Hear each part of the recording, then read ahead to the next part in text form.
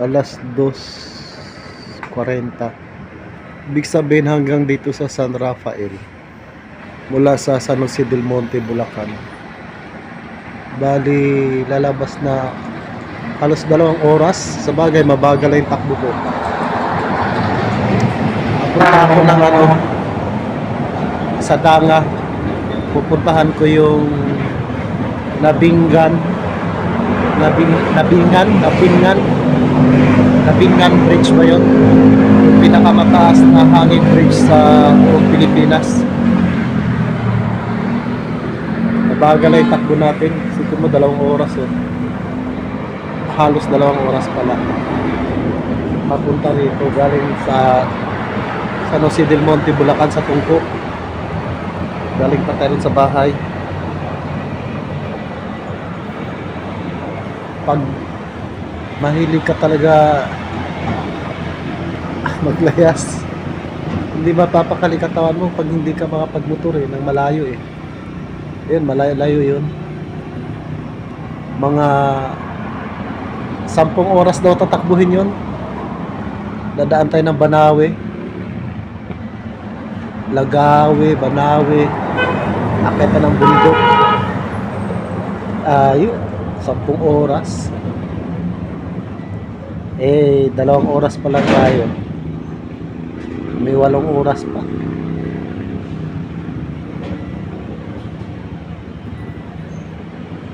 Dandahan lang. Lalay. Malapit na yun.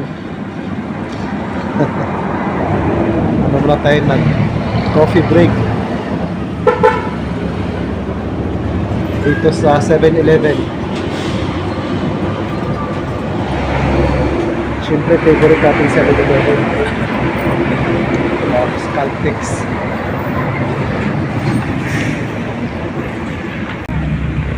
$6.54. Tapos 5, mga alas 12 tayo makarating sa sa Danga. Marami tayong pahinga. Andito na tayo sa Aritaw. Diyan tayo kumain Ayun, gasoline station ng petrol.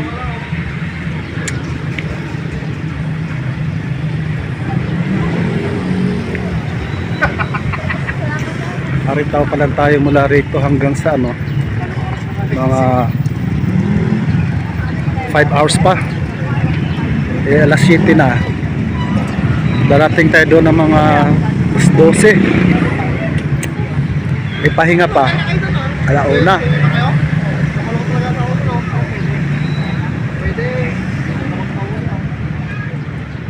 Tapos ito ata yung daan patong Dupax Ito. Crossing kasi ng Aritaw to. Ito. Yan.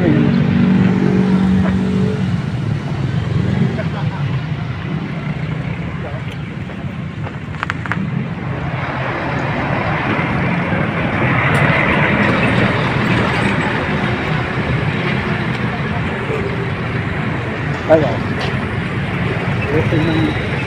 Yan, papuntang Baguio. Yun.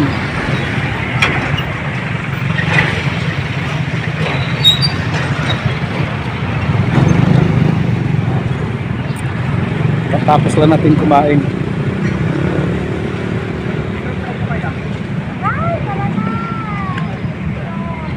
Kasi yung motor natin.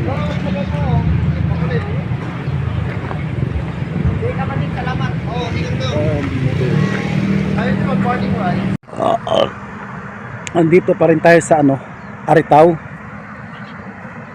Nueva Vizcaya. Tapos nakita ko lang itong yung bundok na bundok na kalbo. Ayun kalbo doon, yung bundok na yun. Tapos dito yung bundok na yun, yan kalbo rin. Walang puno, pero ang ganda tignan. Yan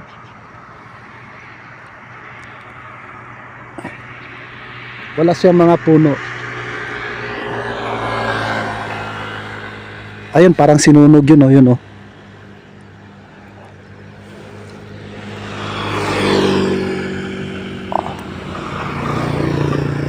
Magulat ka paano nagkaroon ng bundok na ganyan.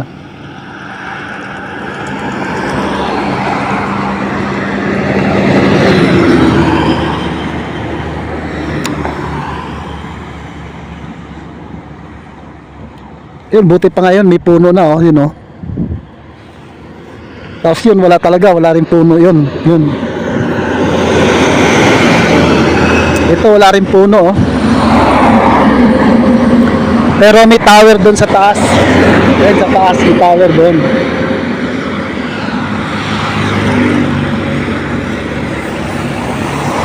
Ito mababa lang to, eh, oh. Puro damo lang. Pero maganda tignan. Aritaw.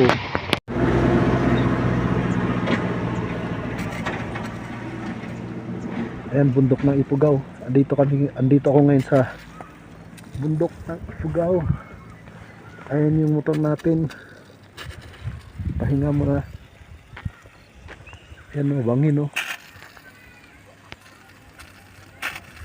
Doon ako galing, oh, sa baba. Makyat, paikot-ikot. Hindi ko na alam kung saan dyan. Grabe. Diba? Tas bundok to, oh. Galing. Ang ganda ng Pilipinas. Tapos taas na bundok, oh. Galing na ako dun, eh. Siguro hindi ko alam kung alin dyan yung ano, bundok ng pinakamataas na bundok dito. Siguro yun, oh. Kasi doon siya banday. Yung bundok ng ano, sa Tinok. May ano siya, oh. May slide ng ano ng hindi na ginagamit to. Ayan, oh. Dati pa to. Nung siguro hindi pa maayos yung ano rito, kalsada. Yan, dati pa yan. Para maibaba doon. Galing, no? Yan yung mga nakikita ko noong unang panahon, eh. Para ibaba siya roon. Yun, oh. Taas niya, no? Wow, taas.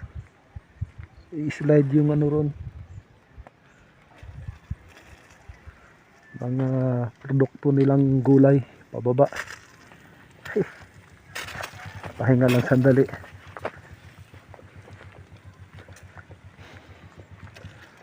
Okay. 3 oras na lang makarating na ako dun sa ano, sa dangan ba yun? Sa dangan.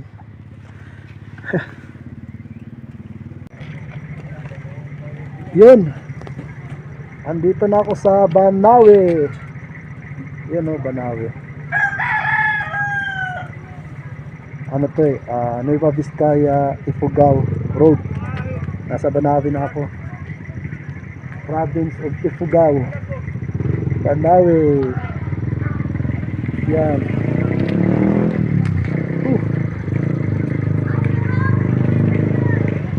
Diba? Banawe.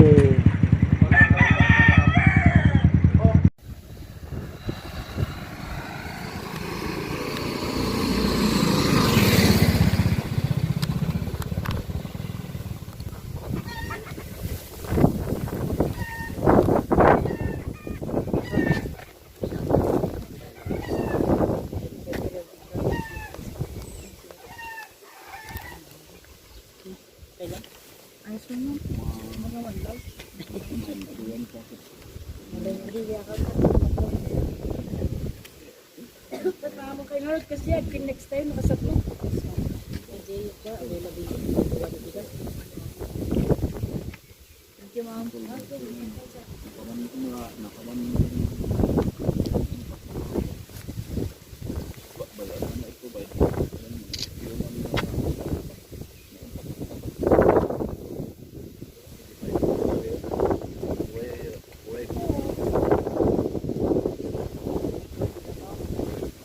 Yan, baba na tayo.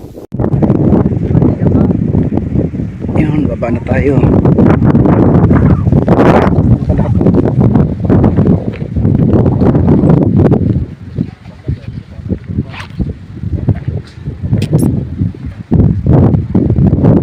Ang mahirap dito yung paakyat.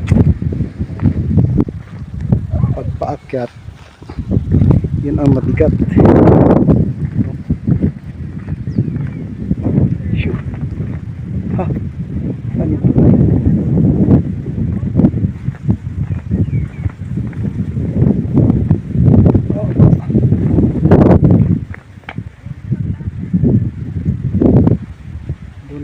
Doon ako galing eh. Tama ba? Makyat.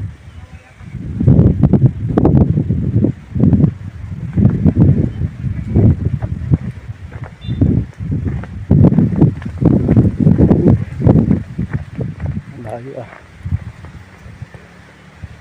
Layo ata. Lalim oh. Hindi pupunta rito. Kung sumama man si mama, hindi pupunta yun. Kalula oh. Yung dadaanan mo yun oh. Ikot ka ron oh. Gaganon. Paakyat. Oh, baba. Ha. Tapos babalik ako sa buntok. Ha.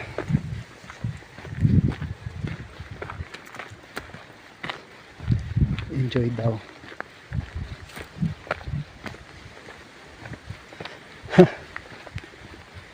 May bayad na 50. Tinanong ko kung may discount yung senior. Wala daw, wala. Walang discount yung senior. Hindi umobra yung senior. Sabi lahat daw may discount pag senior.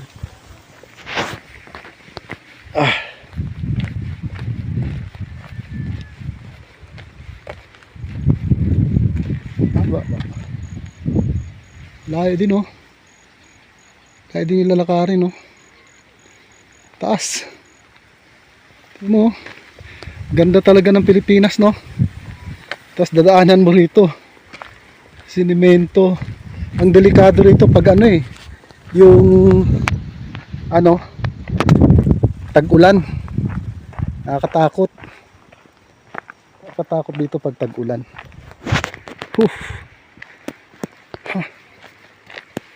Yun oh. Grabe. Saan yung banda yun? Layo pa ata eh.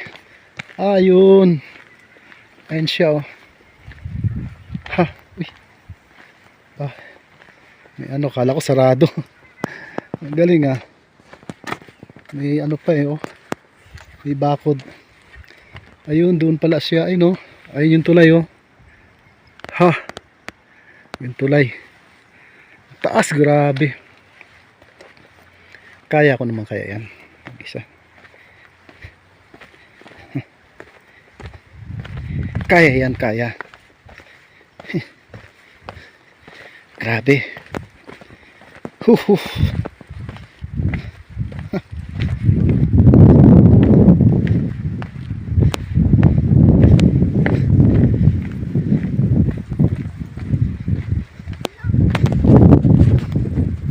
Tumawid kayo doon? Okay lang? Hindi naman nakakatakot. Lang naman. Eh dito pala natatakot na ako eh.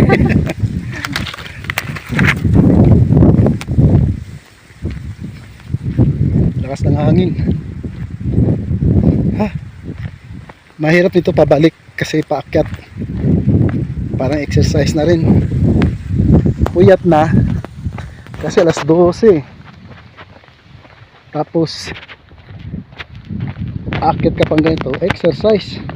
Tapos magmumotor pa pabalik. Palay ko bukas na ako makabalik.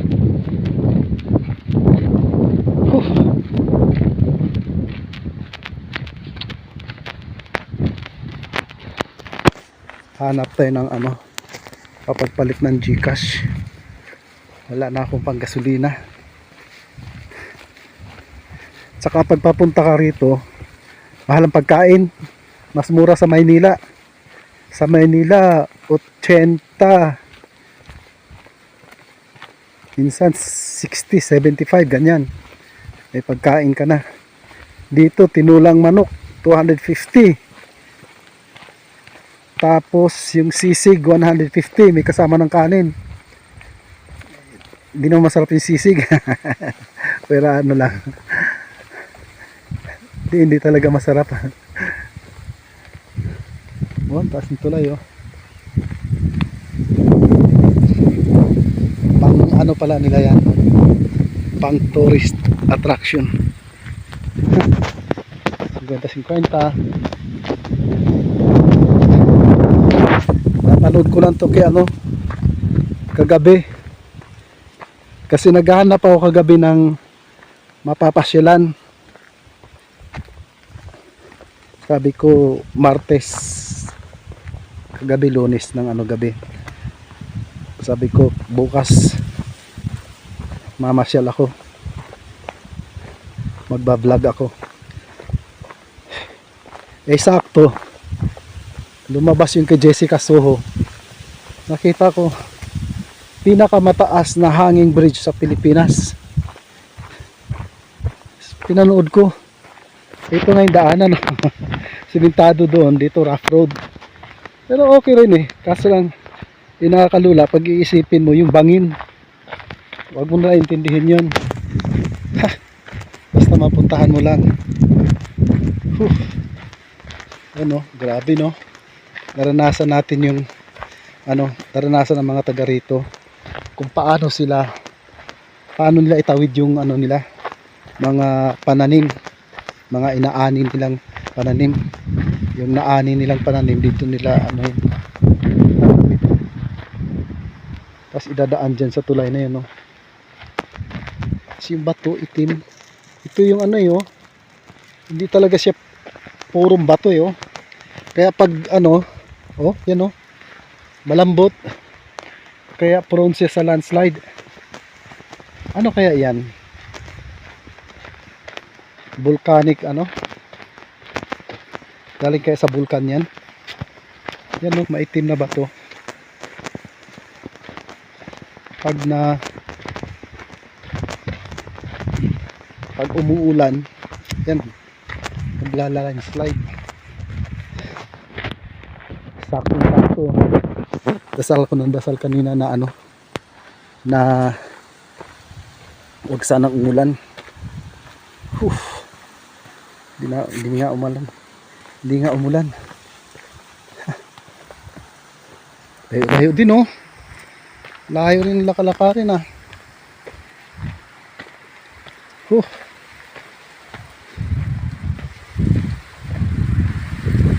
malakas yung hangin.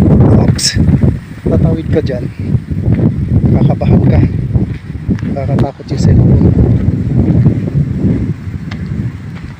Kailangan hawakan maigi cellphone.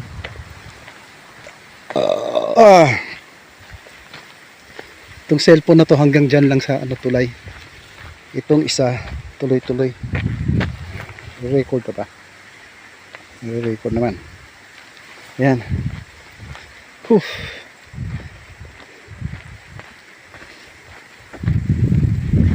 Kakahingal din.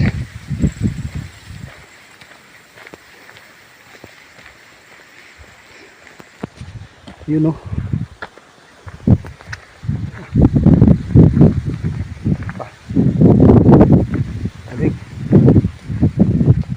grabe sipin mo lalakarin mo mula doon pababa ka, layo rin, tapos bangin, diba?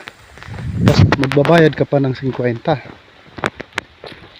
pupuntahan mo para sa maintenance daw yun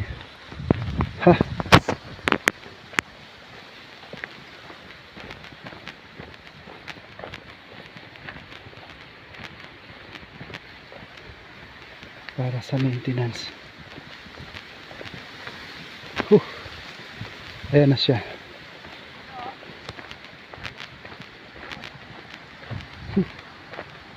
Taas.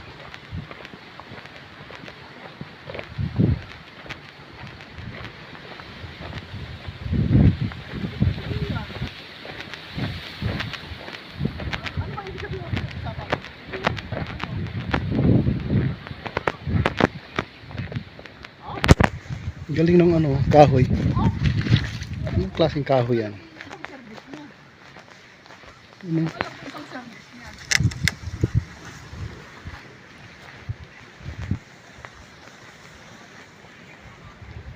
Iba yan. Tapos yun o. Tapos tatawid tayo doon. Aba, ay oo. Bra, bakit? Tapos, Alam niyang dalawa to all drivers, operators, commuters, and individual water users, be responsible in keeping this area clean and at all time clean as you go. Throwing, dumping, and burning or garbage is punishable by law under Section 48 of RA Ecological Solid Waste Management Act. First offense 500, second offense 1,000. Tawid na tayo. Mabalik muna. Haba niya, no? May tao sa kabila.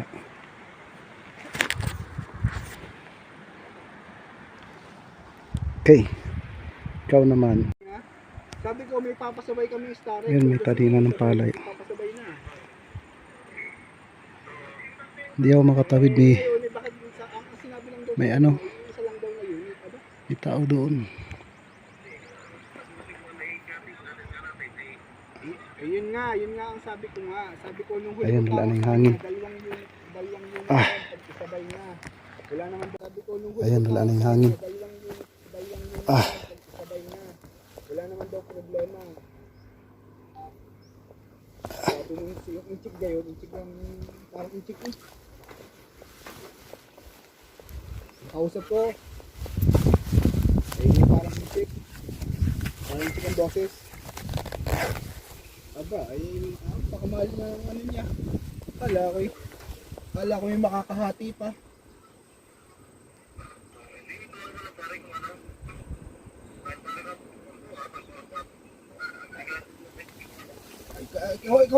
Ikaw na para ako mausap at gawa na ako yung natulas yung nasa malayo lang. Nasa Mountain Province ako.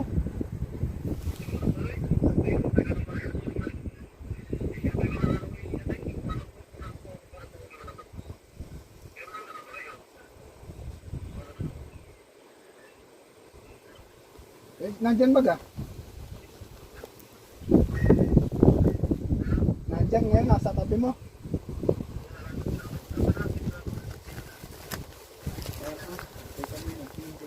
Tatawagan ka man, wait lang. Footbridge.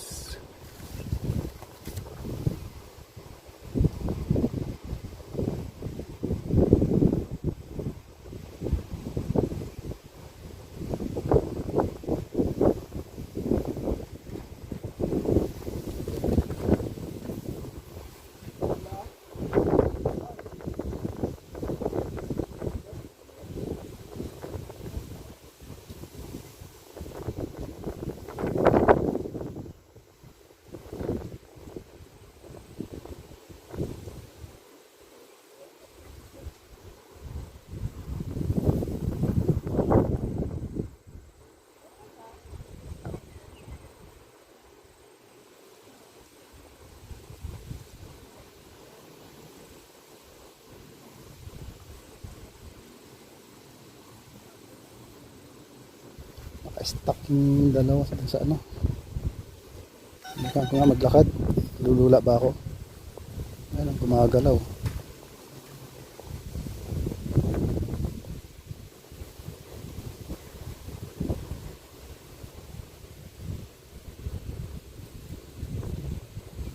Okay. Balik na tayo. Balik na. Hindi kaya. Nalulula ako.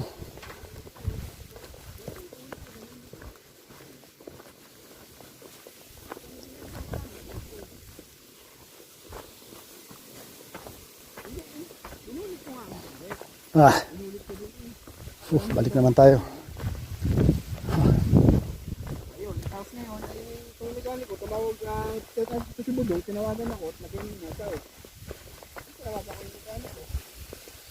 Malakas signal dito dahil may cell site. Hindi na ako tumawid. Mahirap. Nalulula ako.